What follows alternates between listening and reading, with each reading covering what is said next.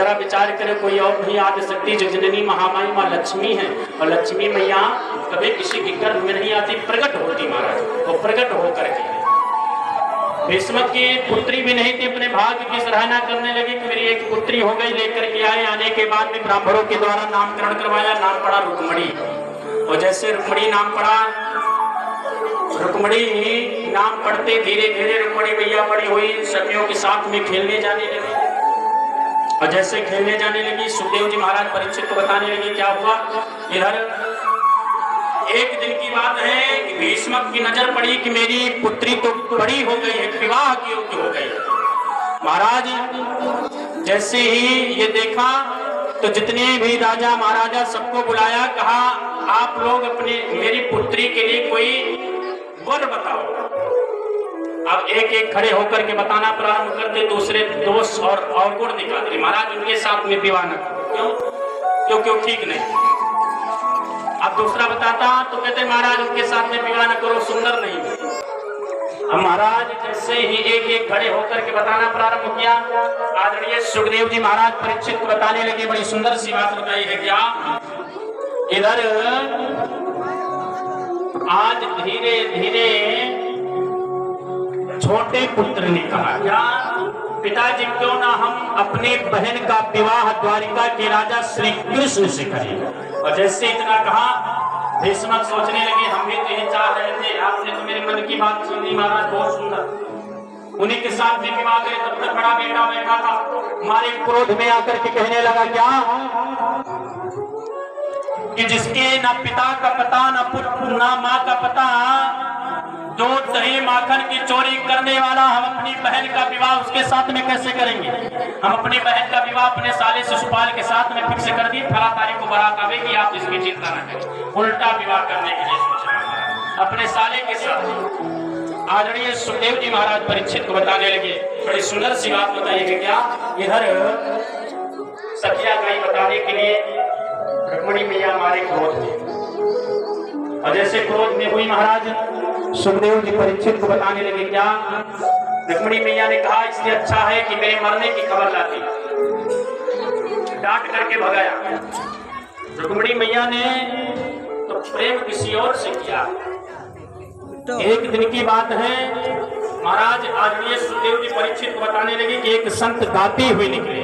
और क्या गाते हुए निकले, प्रभु का नाम गाते हुए। सुनने मात्र से ही रुक्मणी मैया ने भगवान को अपना पति मान लिया था, देखा नहीं था, सुनने मात्र से। महाराज क्या गाते हुए निकले, अरे ब्रज भूमि में हुआ है अवतार कन्हैया का, ब्रज भूमि में हुआ है अवतार कन्हैया का, ब्रज भूमि में हुआ है अवतार, ब्रज भूमि में जोरदार ताली बजाएगा, अवतार ब्रज भूमि में हुआ है अवतार, हाँ ब्रज भूमि में हुआ है अवतार कन्हैया का।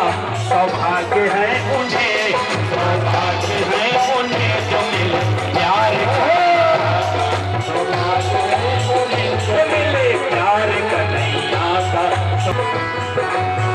जय हो भगवान की जय हो।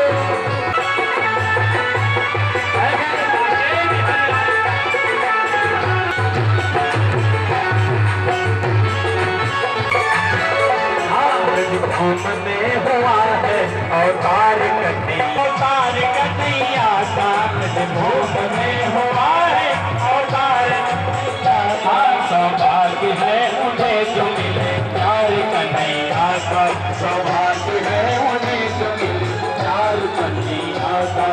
इस प्रकार से गाते हुए निकले। सुनने मात्र से गोपाल के पूरा अनुवादों को सुना था। रुक्मणी मैया ने पत्रिका में क्या लिखा महाराज कि हे गोपाल, हे कृष्ण, हमने सिर्फ आपके नामों को सुना, सुनने मात्र से ही हमने आपको अपना पति मान लिया, प्रेम हो गया आपसे। हम विवाह करेंगे तो आपके साथ में। मेरे यहाँ विवाह से पहले एक प्रथा है कि पूजन के लिए जाते हैं, और हम आपका इंतजार उसी मंदिर में करेंगे। पत्रिका को ब्राह्मण को दे दिया। देने के बाद में ब्राह्मण देवता पत्रिका को लेकर के गए। जैसे ही द्वारिका पहुंचे, द्वारिका में उस वक्त सभा लगी थी। प्रभु ने कहा ये ब्राह्मणों के लिए, तो प्रभु के दरबार में कभी रोक नहीं था। जैसे पहुंचे तो कहा प्रभु जी आपकी पत्रिका आई है। गोविंद ने कहा पढ़ना प्रारंभ कर दो। कहा आपकी पत्रिका है, कहा मेरे दरबार में कुछ छिपा नहीं, पढ़ो, हमें तो सुने। तब पढ़ा था कि हे गोपाल, हमने शिव आपके नाम को ही सुना है, आपके नाम को सुनने मात्र से ही अपना पति मान लिया। मेरा नाम रुक्मिणी, मैं आपके चरणों में प्रणाम करती हूँ। नाम सुनने मात्र से जब पति माना तो विवाह भी आपके साथ में करेंगे। मेरे यहाँ विवाह से पहले कैतैनी मैया की पूजा किया जाता है, तो हम पूजा करने के लिए जैसे ही आवेंगे उसी मंदिर में हम आपका इंतजार करेंगे, आप आना। और जैसे इतना कहा, धीरे धीरे करके समय बीता। रथ पर मेरे प्रभु सवार हुए, ब्राह्मण को बिठाया, बिठाने के बाद में लेकर के चले। और जैसे ही लेकर के चले, इधर पूजन करने के लिए आई। मैया जैसे पूजन करने के लिए आई, गिरजा पूजन के लिए। अब यहाँ पर दो कुर्सी डलाई जावे और छाती को बुलावा जाए, देर न करो। और जितनी सेना संवारने के लिए दौड़ी, रुक्मी को पता चला, रुक्मी मारे क्रोध में दौड़ा। कहा जावेंगे, अगर मैं अपनी बहन को छुड़ा करके नहीं लाए तो कुंदनपुर वापस कभी नहीं आवेंगे। प्रण करके चला। और चलने के बाद में मारे क्रोध में जैसे ही कृष्ण को देखा कि बहन को लेकर के जा रहा, तो मारे क्रोध में कहा, दूध दही माखन की चोरी करने वाला, क्या समझ के आपने मेरी बहन को चुराया? सबसे पहले हमसे युद्ध करो। और जैसे इतना कहा तो मेरे प्रभु तुरंत युद्ध करना प्रारंभ कर देते हैं। सुखदेव जी महाराज परीक्षित को बताने लगे। आज देखते ही देखते युद्ध प्रारंभ हो गया। युद्ध प्रारंभ हुआ, तब तक बलराम जी पहुंचे। बलराम जी ने कहा इसे छोड़ो, अभी इसका काम लगेगा, लेकर के चलो। तब लेकर के द्वारिका आए। द्वारिका में क्या किया? विधि विधान से पाणी ग्रहण संस्कार हुआ। रुक्मिणी मैया और भगवान श्री कृष्ण का विवाह हुआ। और ये लावा डरवाने के बाद में, व्यंजन करने के बाद में सभा से बाहर निकाल दिया। फिर वापस कभी कुंदनपुर नहीं गया। भोज नाम की नगरी बसा करके बड़े प्रेम से रहने लगा। इधर संक्षेप रूप में याद रखिए, सुखदेव जी महाराज परीक्षित को भगवान कृष्ण और रुक्मिणी के विवाह के प्रसंग को सुनाया। अब हम लोग बड़े प्रेम से उत्सव की तरफ चले, आनंद पूर्वक। इधर भगवान श्री कृष्ण और रुक्मिणी मैया का पाणी ग्रहण संस्कार।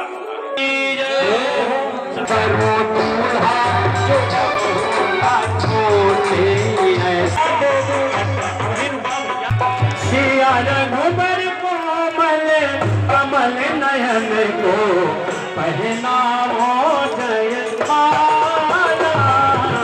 पहनाओ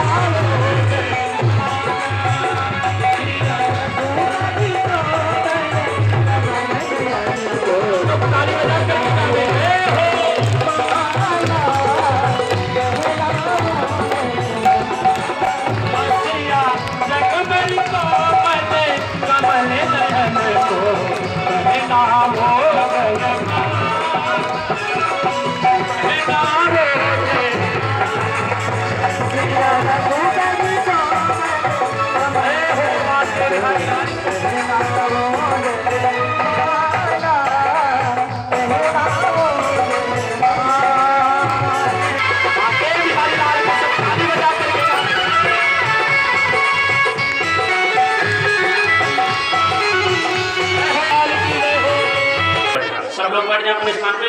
सबसे पहले जजमान की पूंजी कराओ भैया, आचार्य सबसे पहले जजमान की पूंजी कराओ। उसके बाद में एक एक करके जो आचार्य जी को पूंजी कराते हैं, तब तक हम लोग भजन सुनते हैं। सुरेंद्र बिहारी लाल की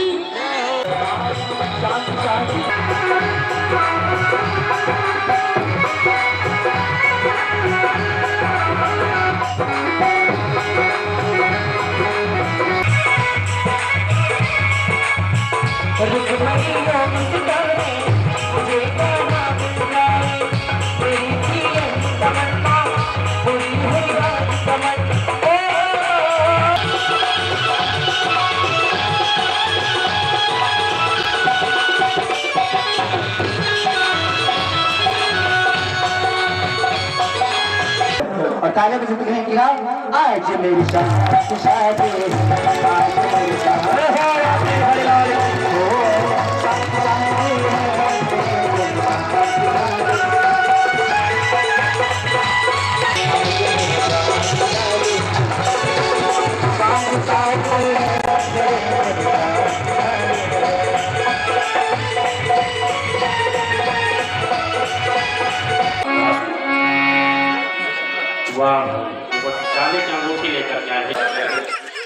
पहन लिया भगवान। मैया दूल्हा मोहे बना दी,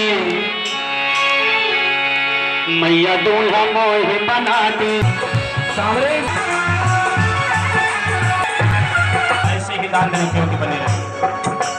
बहुत दिलन तेरी गाय चराई, हुक्म कबो नहीं तारो। बहुत दिलन तेरी गाय चराई, हुक्म कबो नहीं तारो। हाँ, बहुत दिलन तेरी गाय चराई, हुक्म कबो नहीं तारो। बहुत दिलन तेरी गाय चराई, आधे दुल्हनिया जमुना पार के, मोहे राधे दुल्हनिया जमुना पार, मोहे राधे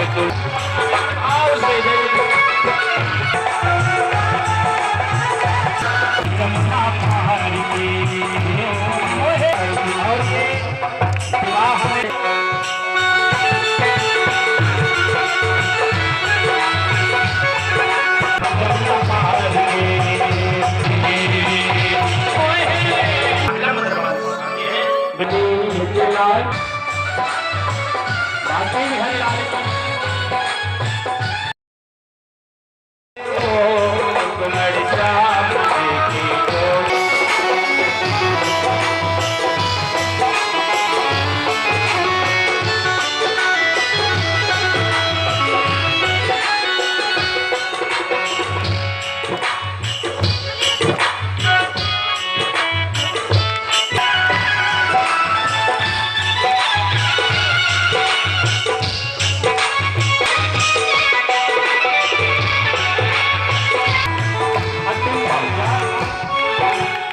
छवि ठीक लागे हो, यह छवि ठीक लागे हो। तुम्हारी श्याम की जोड़ी बढ़ा के लागे हो, तुम्हारी श्याम की जोड़ी।